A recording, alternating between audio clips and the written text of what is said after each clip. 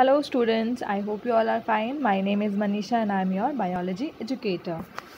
And in today's class we are going to study about the cell membrane or the biomembrane or the plasma membrane. ये तीनों ही words जो हैं हम cell membrane के लिए use करते हैं।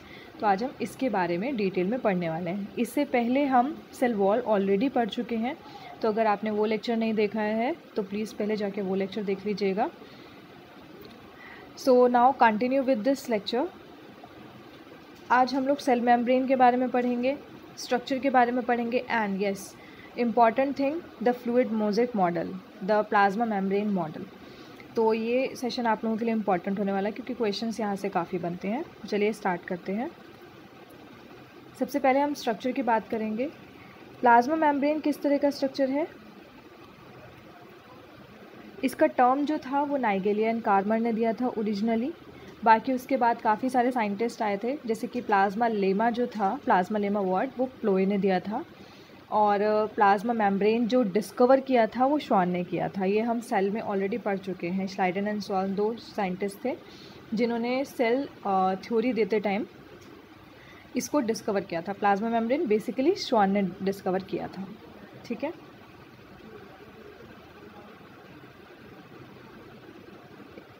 One second. यस, तो श्वान जो थे इन्होंने डिस्कवर किया था इसके स्ट्रक्चर को। स्ट्रक्चर किस तरह का होता है प्लाज्मा मेम्ब्रेन या सेल मेम्ब्रेन का? Quasi fluid, elastic, thin and selectively permeable. ये जो मेम्ब्रेन होती है, अब देखो ये इंटरनल और एक्सटर्नल दोनों तरह के स्ट्रक्चर्स पे मिलती है सेल मेम्ब्रेन या बायो मेम्ब्रेन जिसको हम बोलते हैं। क्वासी फ्लूइड का मतलब होता है सेमी सॉलिड या सेमी लिक्विड, पार्शली सॉलिड, और ना तो ज़्यादा सॉलिड है, पूरी तरह से सॉलिड है, ना ही ये पूरी तरह से लिक्विड है। ठीक है, तो काइंड ऑफ जेल बोल सकते हैं but it is not proper gel, but semi fluid और सेमी लिक्विड जो है उसकी तरह हम इसको मान सकते हैं। ना प्रॉपर ये सॉलिड है, ना ही प्रॉपर ये लिक्विड है। ठीक है, तो उसको हम क्वासी फ्लूइड बोलते हैं। इलास्टिक होती है, ऑब्वियसली इलास्टिसिटी जो है सेल मेम्ब्रेन के अंदर होती है, प्लाज्मा मेम्ब्रेन के अंदर होती है, जो कि बहुत सारे फंक्शंस को करती है। वो अभी हम आगे देखेंगे फंक्शंस में कि किस तरह से इलास्टिसिटी जो है हेल्प करती है बहुत सारे फंक्शंस करने में। बहुत थिन होती है और सिलेक्टिवली परमेएबल होती है, मतलब कुछ ही जो मॉलिक्यूल्स हैं उनको अलाउ करती है पास थ्रू होने के लिए। डायनेमिक इन नेचर, ओके, ये एक बहुत इंपॉर्टेंट पॉइंट है बिकॉज पहले जो साइंटिस्ट थे जिन्होंने पहले प्लाज्मा मेम्ब्रेन का स्ट्रक्चर दिया था, उन्होंने ये कहा था कि ये एक रिजिड स्ट्रक्चर होता है, it is a solid structure. But जैसे जैसे हम स्टडी करते गए, साइंटिस्ट, हम नहीं मतलब साइंटिस्ट जिस तरह से स्टडी करते गए तो उन्हें पता चला it is dynamic in nature. और इसी डायनेमिक नेचर की वजह से अगर कोई भी इंजरी होती है हमारे सेल मेम्ब्रेन में तो वो बहुत ही क्विकली रिपेयर भी हो जाती है, repair within no time. So this is because of the dynamic nature of the cell membrane. और ये डायनेमिक नेचर जो है ये हमें किस तरह से पता चला? ये दिस इज़ फ्रीज एकिंग एक टेक्निक होती है जो ये बताती है कि मेम्ब्रेन जो है possesses particles of different sizes. इसकी बात हम और अच्छे से करेंगे। फ्रीज एकिंग टेक्निक आप समझ सकते हो, उसमें प्लाज्मा मेम्ब्रेन को एकदम माइनस टेम्परेचर पे बिल्कुल फ्रीज़ किया जाता है, माइनस टेम्परेचर पे बहुत अच्छी तरह से फ्रीज़ किया जाता है। देन उसको माइक्रो ब्लेड से साइड से कट किया जाता है। साइड से कट करने पर ये इस तरह से फ्लैप के टाइप में ओपन हो जाता है, तो हमें पूरा स्ट्रक्चर जो है सेल मेम्ब्रेन का वो दिख जाता है। ठीक है, सो इट इज़ अ टेक्निक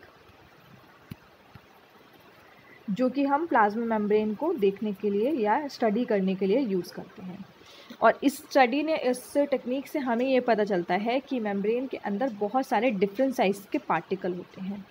अब ये लाइन इंपॉर्टेंट क्यों है? क्योंकि पहले जो साइंटिस्ट थे, जैसे कि जो अर्ली मॉडल्स जो दिए गए थे उसमें lamellar model, sandwich model Danielli and Davson का था, एंड रॉबर्टसन ने दिया था अपना रॉबर्टसन मॉडल जो कि यूनिट मेम्ब्रेन मॉडल भी कहलाता है। तो उसमें उन्होंने ये बताया था कि इसमें कंटिन्यूस लेयर रहती है, मतलब एक सैंडविच की तरह रहता है जिसमें लिपिड, प्रोटीन, लिपिड की बाई लेयर होती है एंड देन प्रोटीन होता है, और वो कंटिन्यूस लेयर होती है।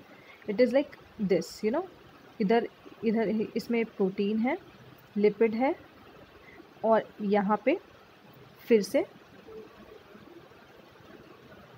ये हो गई लिपिड की बाइलेयर, इसके ऊपर प्रोटीन है, इसके ऊपर प्रोटीन है, एंड दिस इज़ लिपिड। तो ऐसी कंटिन्यूस होती है, मतलब इसमें सब जगह समान रूप से ये फैला होता है, इक्वली डिस्ट्रीब्यूटेड होता है ये प्रोटीन और लिपिड, बट ऐसा नहीं होता है। बाद में हमें ये पता चला कि इसमें डिफरेंट साइज़ के जो है पार्टिकल्स होते हैं, डिफरेंट साइज़ के पार्टिकल होते हैं, कुछ भी इवन नहीं होता है, ये एसिमेट्रिक मेम्ब्रेन होती है। पहले ये बोला जाता था that it is symmetric actually, जो कि अब ऐसा अगर आप जब हम फ्लूइड मोज़ेक मॉडल पढ़ेंगे तब हम समझेंगे कि ये एसिमेट्रिक होता है। फाइन, सो ये था इसका स्ट्रक्चर का ओवरव्यू। अब हम पढ़ते हैं अर्ली मॉडल्स के बारे में। जैसे मैंने आपको बताया था अभी, लैमिलर मॉडल जो था, ये मॉडल, इसको सैंडविच मॉडल भी कहते हैं, और ये मॉडल दिया था डेनिली एंड डेफसन ने। डेनिली एंड डेफसन 2 साइंटिस्ट थे जिन्होंने ये मॉडल दिया था, डेनिली एंड डेफसन। फाइन, अभी ये इतना इंपॉर्टेंट नहीं है, बहुत पहले पूछे जाते थे, इससे क्वेश्चंस आते थे, बट ये मैंने क्योंकि हम पढ़ रहे हैं टॉपिक को तो हमें उसका हिस्ट्री भी पता होना चाहिए, तो इसलिए मैंने इसको ये ले लिया है यहाँ पे। 1935 में डैनियल और डेफसन ने ये मॉडल दिया था, जिसको सैंडविच मॉडल भी कहते हैं। इसमें क्या था, फॉस्फोलिपिड की डबल लेयर थी, this is lipid and lipid bilayer and this is protein.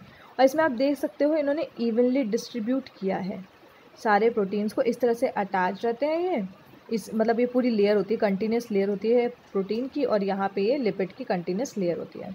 तो it is kind of sandwich, मतलब ऊपर ये ब्रेड है, देन अंदर इसके अंदर हमने माल मसाला लगाया हुआ है, राइट, फिलिंग्स है मीन्स। तो इस तरह से होता है, जबकि ऐसा नहीं होता। इनके अकॉर्डिंगली ये सिमेट्रिक स्ट्रक्चर था, और यही चीज़ जो है वो इसमें बोली गई थी, जो कि रॉबर्टसन मॉडल था। इसको यूनिट मॉडल भी बोलते हैं, ये रॉबर्टसन मॉडल है। रॉबर्टसन साइंटिस्ट थे जिन्होंने रॉबर्टसन मॉडल दिया था, और इनके जो मॉडल है उसको यूनिट मेम्ब्रेन मॉडल भी बोलते हैं, या फिर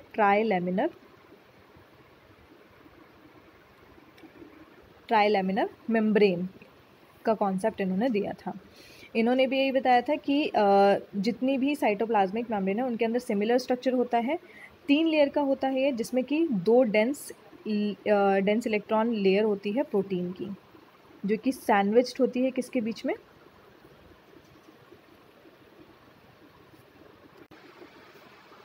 सो ये फॉस्फोलिपिड की बाइलेयर होती है जो कि सैंडविच्ड होती है प्रोटीन की लेयर में। इन्होंने भी यही दिया था दैट इवन होती है, ये सिमेट्रिक होती है। इसमें हालांकि इन्होंने एक चीज़ बताई थी कि जो इनर और आउटर प्रोटीन्स होते हैं वो डिफरेंट होते हैं, जो इस मॉडल में नहीं बताया गया था, बट रॉबर्टसन ने बताया था, जो कि आगे भी आपको कंटिन्यू करने को मिलता है फ्लूइड मोज़ेक मॉडल में भी। फाइन, तो ये 2 मॉडल दिए थे, अर्ली मॉडल थे ये, जो कि लैमिलर मॉडल था प्लाज्मा मेम्ब्रेन का, डेनियल एंड डेफसन का, एंड यूनिट मेम्ब्रेन मॉडल था रॉबर्टसन का। देन उसके बाद आया फ्लूइड मोज़ेक मॉडल, जो कि सबसे एक्सेप्टेड है, मोस्ट एक्सेप्टेड मॉडल है, एंड अभी हम इसी को ही फॉलो करते हैं। ये प्रपोज किया था सिंगर एंड निकलसन, 2 साइंटिस्ट थे। 1972 में उन्होंने ये मॉडल दिया था, जो कि आज तक वैलिड है। इनके अकॉर्डिंगली जो प्लाज्मा मेम्ब्रेन या सेल मेम्ब्रेन है वो नॉन यूनिफॉर्म होती है, मतलब यूनिफॉर्म नहीं होती है। अगर मैं एक रास्ते पे चल रही हूँ तो कहीं पे मुझे प्रोटीन मिलेगा, कहीं पे मुझे लिपिड मिलेगा, कहीं पे मुझे प्रोटीन मिलेगा, कहीं पे मुझे लिपिड मिलेगा, तो ये कंटिन्यूस नहीं होगा, नॉन यूनिफॉर्म होगा। और इसी नॉन यूनिफॉर्म या रैंडम पैटर्न को हम मोज़ेक कहते हैं, मोज़ेक पैटर्न, ठीक है। तो मोज़ेक का मतलब बेसिकली होता है रैंडम, कहीं भी प्रोटीन होगा और कहीं भी लिपिड्स होगा। तो उन्होंने एक और टर्म को यूज़ किया, क्वासी फ्लूइड। ये मैं ऑलरेडी आपको बता चुकी हूँ, सेमी सॉलिड और सेमी लिक्विड, मतलब ना सॉलिड है ना लिक्विड है, ऐसी स्टेट है इसकी। और एक इन्होंने जो लाइन को यूज़ किया, protein icebergs in a sea of lipid, sorry liquid नहीं है ये, लिपिड। प्रोटीन आइसबर्ग्स जो हैं, प्रोटीन के बड़े बड़े आइसबर्ग हैं, जो कि किसकी सी में है, लिपिड, लिक्विड की, सॉरी मैं भी क्या बोलूँ, लिपिड की सी में है, ठीक है। लिपिड के अंदर एम्बेडेड रहता है प्रोटीन, जो कि रैंडम डिस्ट्रीब्यूटेड होता है पूरी सेल मेम्ब्रेन में, इवनली डिस्ट्रीब्यूटेड नहीं होता है, कहीं ज़्यादा कहीं कम, और ये धसे हुए होते हैं, एम्बेडेड होते हैं। फाइन, इसमें अब इसके स्ट्रक्चर को हम इससे पढ़ेंगे, डायग्राम से, तो हमें ज़्यादा समझ में आएगा। फाइन, ये देखो आप, जैसे कि यहाँ पे आप देख पा रहे हैं, these all are lipids, these are phospholipids, right, phospholipid. और ये है इसके अंदर जो बीच में आपको ब्लू कलर के दिख रहे हैं, ये हैं proteins, these all are protein. तो ये एम्बेडेड है सेल मेम्ब्रेन के अंदर। अब क्या क्या होता है, एक एक चीज़ से हम समझेंगे। First of all,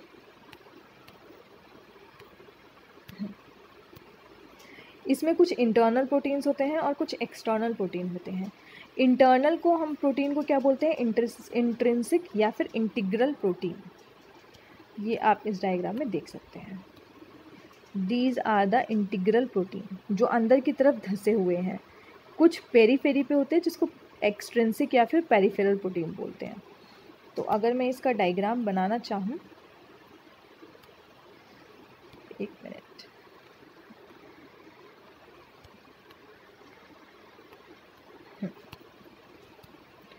so it is something like this. These all are phospholipids and इसके अंदर embedded होते हैं proteins like this. कुछ होते हैं surface पे जिसको बोलते हैं extrinsic protein। जो ये सरफेस पे होते हैं इसको बोलते हैं एक्सट्रिंसिक प्रोटीन, और जो अंदर की तरफ धसे हुए होते हैं इनको बोलते हैं intrinsic proteins. These all are intrinsic proteins.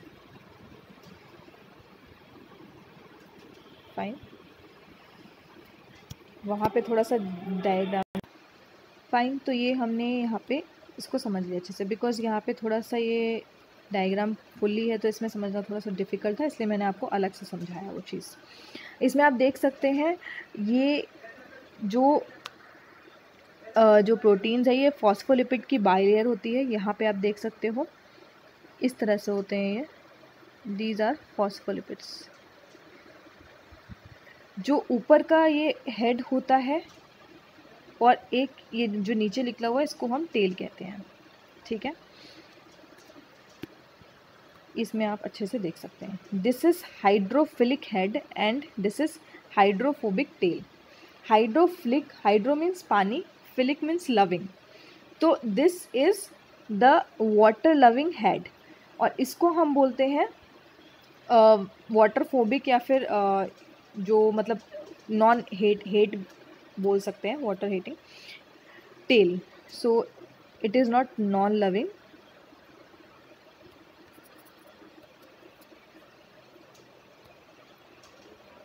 Water loving head and water hate, या फिर कुछ भी बोल सकते हैं हम इसको, जो कि पानी को पसंद नहीं करते हैं या ये हेट करते हैं वाटर को, या वाटर में they are phobic, they are hydrophobic. So tails जो है वो वाटर से अलग रहती है। सो इसीलिए जो स्ट्रक्चर है वो इस तरह का होता है, बिकॉज ये वाला जो है ये एक्स्ट्रा सेलुलर फ्लूइड है, बाहर का एनवायरनमेंट है सेल के बाहर का, और ये वाला जो पार्ट है ये साइटोप्लाज्म है। सो दैट्स वाई जो हाइड्रोफिलिक हेड्स है वो ऊपर की तरफ आपको दिखेंगे, एंड जो टेल है, जो हाइड्रोफोबिक टेल है वो अंदर की तरफ होती है, ठीक है। एक टेल बिल्कुल स्ट्रेट होती है और दूसरी वाली थोड़ी सी बेंड रहती है, जिससे कि इनका अरेंजमेंट जो है वो सही तरीके से हो पाए और सारे जो फॉस्फोलिपिड हैं वो ज़्यादा से ज़्यादा अरेंज हो पाए। अगर बिकॉज ये स्ट्रेट रहे तो थोड़ा सा अरेंजमेंट में डिफरेंशिएट आता है या अरेंजमेंट में थोड़ा सा डिफ़िकल्टी आती है। फाइन, अब इसके आगे स्ट्रक्चर में चलते हैं। तो यहाँ तक हमें समझ में आ गया, फॉस्फोलिपिड की बाई लेयर होती है, 2 लेयर होती है जिसमें फॉस्फोरस और लिपिड होता है। फॉस्फोलिपिड मॉलिक्यूल में एक हाइड्रोफिलिक हेड होता है एंड हाइड्रोफोबिक टेल होती है। Hydrophilic means water loving and hydrophobic means they hate water, ठीक है। टेल जो है वो वाटर को हेट करती है। ये सारी चीज़ें जो है और इसके अंदर प्रोटीन लेयर की तरह ना होके एम्बेडेड होता है। जो बाहर की तरफ प्रोटीन होता है उसको पेरिफेरल या एक्सट्रिंसिक प्रोटीन बोलते हैं, और जो अंदर धंसा हुआ होता है मेम्ब्रेन के अंदर उसको हम इंट्रिंसिक प्रोटीन या इंटीग्रल प्रोटीन बोलते हैं। अब कुछ आप देख सकते हो इंट्रिंसिक प्रोटीन जो है वो थोड़ा बहुत अंदर है बट पूरा मेम्ब्रेन को क्रॉस नहीं कर रहे हैं, these are crossing the membrane, तो इनको हम क्या बोलते हैं, ट्रांसपोर्ट प्रोटीन या ट्रांसमेम्ब्रेन प्रोटीन या फिर टनल प्रोटीन। ये आप देख सकते हैं इसके अंदर ये रहा टनल और transmembrane protein runs through out the lipid bilayer. जो लिपिड बाइलेयर को पूरा थ्रू आउट कट करते हैं उसको हम टनल या ट्रांसमेम्ब्रेन प्रोटीन बोलते हैं। और इंटीग्रल या जो इंट्रिंसिक प्रोटीन होते हैं, टनल मेम्ब्रेन प्रोटीन जो होते हैं, ट्रांसमेम्ब्रेन प्रोटीन, उनको अगर हम निकालना चाहें तो वो एक डिफ़िकल्ट टास्क है। उसके लिए हमें सारे सेल मेम्ब्रेन के स्ट्रक्चर को डिस्टर्ब करना पड़ेगा, देन हम इनको रिमूव कर सकते हैं। और ये इसके लिए हमें बहुत सारी एनर्जी की रिक्वायरमेंट होती है। सो इट इज़ नॉट पॉसिबल। आप इनको ईजिली निकाल सकते हो, आप इनको ईजिली ब्रेक कर सकते हो, बट इंटीग्रल प्रोटीन या इंट्रिंसिक प्रोटीन को अगर आपको निकालना है तो उसके लिए बहुत सारी एनर्जी की ज़रूरत पड़ेगी। अब ट्रांसमेम्ब्रेन प्रोटीन जो है वही ट्रांसपोर्ट का काम क्यों कर रही है, बिकॉज ये पूरी मेम्ब्रेन को थ्रू क्रॉस कर रही है, तो ऑब्वियसली ये मॉलिक्यूल्स को पास थ्रू करने में हेल्प करेगा। और पास थ्रू करने में हेल्प कैसे करेगा, ये कुछ तरह के चैनल्स बनाता है। चैनल यानी कि एक तरह का एक वे प्रोवाइड करता है जिससे कि मॉलिक्यूल्स जो है वो इस तरफ से इस तरफ जा सकें या मतलब आदान प्रदान हो सके, यानी कि बाहर जा सके या अंदर आ सके, ठीक है। वो इन्हीं चैनल्स के थ्रू होता है। तो प्रोटीन क्या करते हैं, एक तरह से कैरियर का काम करते हैं। यहाँ पे जो ट्रांसमेम्ब्रेन या इंटीग्रल प्रोटीन होते हैं वो एक तरह से कैरियर का काम करते हैं, एक चैनल का काम करते हैं जो मॉलिक्यूल्स को across the membrane pass through होने में हेल्प करता है। फाइन, इतनी बातें आज आई थिंक आप लोगों को क्लियर होगी बिल्कुल। यहाँ पे आप एक और स्ट्रक्चर देख पा रहे होंगे, ये हरे हरे से मॉलिक्यूल्स निकल रहे हैं, एक ये आपको दिख रहा होगा, ये भी देखो, ये दीज आर ग्लाइकोप्रोटीन्स, ये बेसिकली ग्लाइकोप्रोटीन ही है। और बीच में ये कोलेस्ट्रॉल है, ये स्टेबिलिटी प्रोवाइड कराता है स्ट्रक्चर को। थोड़ा बहुत कोलेस्ट्रॉल जो है वो डिपॉजिट रहता है बीच बीच में, जो कि स्टेबल रखता है प्लाज्मा मेम्ब्रेन को, ठीक है। ये बाहर की तरफ जो प्रोट्रूडिंग होता है, ये this is protruding, this is oligosaccharide,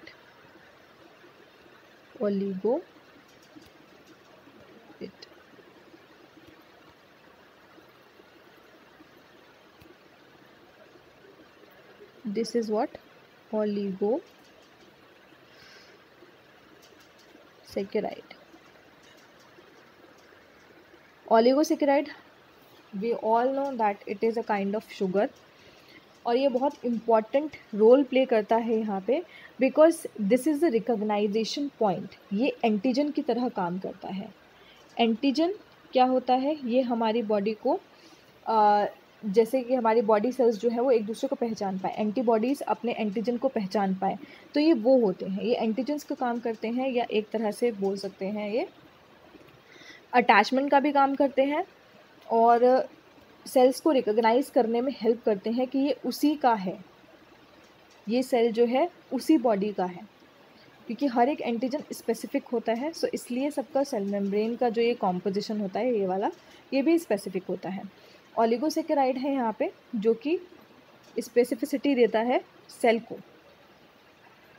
so cell जो है वो एक तरह से अटैचमेंट का भी काम कर रही है, और यहाँ से इंफॉर्मेशन भी पास ऑन होती है, एंड ऑब्वियसली ये एंटीजन यहाँ पे प्रेजेंट है, तो ये एक तरह से रिकॉग्नाइजेशन में भी हेल्प करती है, सेल रिकॉग्नाइजेशन में हेल्प करती है, ठीक है। चलिए अब आगे चलते हैं। The extrinsic या protein are attached covalently to the phospholipid head or non-covalently to transmembrane proteins। तो extrinsic protein जो होती है वो कोवलेंट बॉन्ड से जुड़ी होती है फॉस्फोलिपिड हेड से, इसको आप इसमें देख सकते हैं, ठीक है। फॉस्फेट का है और ग्लिसरॉल का ये कॉम्बिनेशन होता है जो कि saturated and unsaturated fatty acid से जुड़ा होता है। फाइन, और यहाँ पे कौन सा बॉन्ड है, दिस इज एस्टर बॉन्ड, ठीक है, ये है एस्टर बॉन्ड। ग्लिसरॉल और फॉस्फेट का जो हेड होता है वो saturated and unsaturated fatty acids के ये टेल से जुड़ा हुआ होता है, और यहाँ पे कौन सा होता है ये bond, ester bond. Ester bond से आपस में ये जुड़े हुए होते हैं। फाइन। प्रोटीन कैन शिफ्ट, ये बहुत इंपॉर्टेंट चीज़ है, protein can shift laterally only and hands provide flexibility and dynamics. जो प्रोटीन्स हैं, जो इसके अंदर के जो ये प्रोटीन्स हैं, they can move here and here और रोटेट कर सकते हैं अपने ही एक्सिस पे, but they can not show flip flop movement. मतलब अगर मैं चाहूँ कि ये वाला जो प्रोटीन का सिरा है वो नीचे चला जाए, ये वाला नीचे की तरफ चला जाए और ये वाला ऊपर की तरफ जाए, तो ऐसा नहीं होगा। वो अपने ही एक्सिस पे रोटेट कर सकते हैं, लेटरल मूवमेंट इस साइड लेटरल मूवमेंट शो कर सकते हैं, but flip flop movement show नहीं कर सकते हैं किसी भी कंडीशन में। बट हाँ, ये जो साइड के फॉस्फोलिपिड्स जो हैं, दे कैन मूव, वो अपना फ्लिप फ्लॉप मूवमेंट शो कर सकते हैं, क्योंकि ये वाला जो है लिपिड और ये वाला लिपिड ये अपनी पोजीशन चेंज कर सकता है। बिकॉज कभी कभी क्या होता है, एनवायरनमेंट जो है सेल का वो बहुत डिफरेंट टाइप का होता है। ठीक है, आपका अगर मान लो आपने प्लाज्मा मेम्ब्रेन आपके समुद्र में आपने फेंक दी, तो उसमें डिफरेंट होगा एनवायरनमेंट। अगर मैं नॉर्मल लैंड पे हूँ तो डिफरेंट होगा, तो उसके अकॉर्डिंगली ये चेंज कर सकते हैं। But the protein, in the case of protein, this cannot show flip flop movement. It can only show lateral movement or the rotational movement, right? So ये चीज़ हमेशा याद रखना। And oligosaccharides function as recognition centre and site of attachment. ये मैं already आपको बता चुकी हूँ। एक एंटीजन की तरह काम करता है जो कि सेल को पहचानने में मदद करता है। अगर कोई बाहर से कोई भी फॉरेन पार्टिकल आता है तो वो पहचान सकता है कि ये हमारे सेल का नहीं है, तो वो ओलिगोसेकेराइड ही प्रोवाइड कराता है वो रिकॉग्नाइजेशन और site of attachment.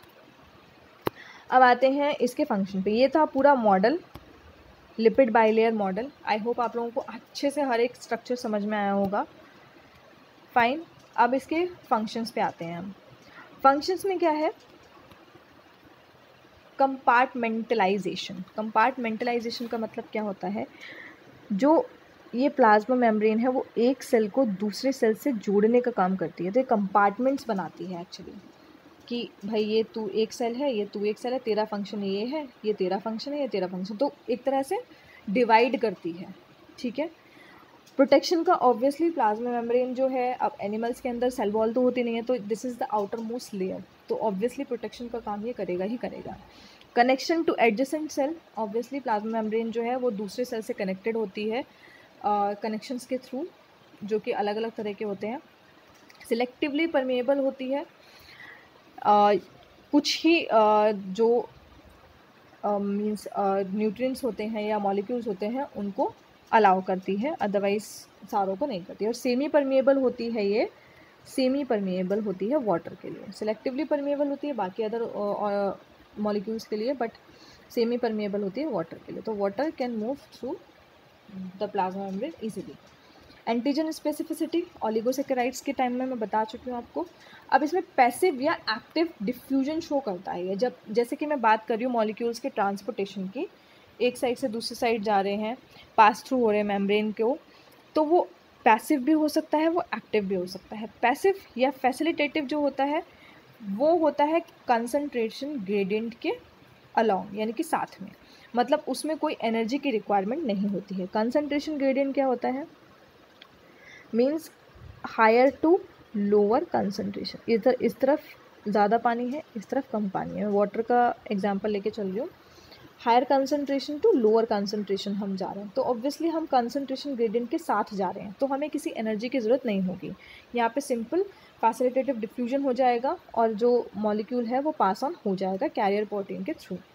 But active diffusion जो है उसमें हमें एनर्जी की रिक्वायरमेंट होती है, बिकॉज हम कंसंट्रेशन ग्रेडियंट के अगेंस्ट जाते हैं, मीन्स लोअर टू हायर जाते हैं, लोअर टू हायर। तो यहाँ पे हमें एनर्जी की ज़रूरत होती है। ग्रेडियंट का मतलब ये होता है डिफरेंस। यहाँ पे हम लोअर हायर यूज़ कर रहे हैं, हायर लोअर यूज़ कर रहे हैं, तो ये एक ग्रेडियंट बनाता है। ठीक है, एक डिफरेंस बनाता है। अब वो एक्टिव जो है किसी भी तरह का हो सकता है। बेसिकली हम यहाँ पे यूनिपोर्ट, सिम्पोर्ट और एंटीपोर्ट टाइप का देखते हैं। यूनिपोर्ट का मतलब क्या होता है, एक तो ये आप एरो से देख सकते हो डायरेक्शन, और इससे देख सकते हो मॉलिक्यूल, मतलब एक ही टाइप का मॉलिक्यूल जो है वो पास ऑन हो सकता है मेम्ब्रेन के थ्रू और एक ही डायरेक्शन में हो सकता है।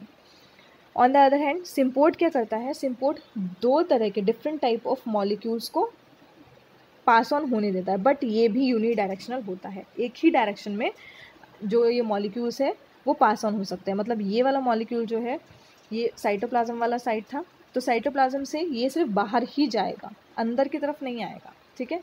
ये वाला भी बाहर की तरफ जाएगा, अंदर की तरफ नहीं आएगा। Then last one is antiport. अब एंटीपोर्ट में क्या होता है, यहाँ पे भी दो से डिफरेंट टाइप के मॉलिक्यूल्स जो हैं वो मेम्ब्रेन के अक्रॉस हो सकते हैं, बट इसमें क्या है, ये ऑपोजिट डायरेक्शन में जा सकते हैं। मीन्स अगर ये बाहर जा रहे हैं तो ये अंदर भी आ सकते हैं, और ये डिफरेंट टाइप के भी हो सकते हैं, सेम टाइप के भी हो सकते हैं, ठीक है। तो दो तरह के मॉलिक्यूल्स हो सकते हैं जो कि बाहर इस डायरेक्शन में भी जा सकते हैं और अंदर भी आ सकते हैं। तो ऑपोजिट डायरेक्शन ये शो करता है। यहाँ पे यूनिडायरेक्शनल था, यहाँ पे भी यूनिडायरेक्शनल था, बट इसमें एंटीपोर्ट में it is opposite directional also. So आज के लिए इतना ही। आई होप आप लोगों को प्लाज्मा मेम्ब्रेन वाला या सेल मेम्ब्रेन वाला ये जो पूरा टॉपिक है वो अच्छे से समझ में आया होगा। अगर आपको समझ में आया है तो लाइक, सब्सक्राइब एंड शेयर कर दीजिएगा वीडियो को जितना हो सके। इसके बाद हम और सेल ऑर्गेनेलीज की तरफ बढ़ेंगे, एंडोमेम्ब्रेन सिस्टम की तरफ बढ़ेंगे, जिसमें हम हर एक जो ऑर्गेनेली है उसको डिटेल में पढ़ेंगे। So till then take care, good bye.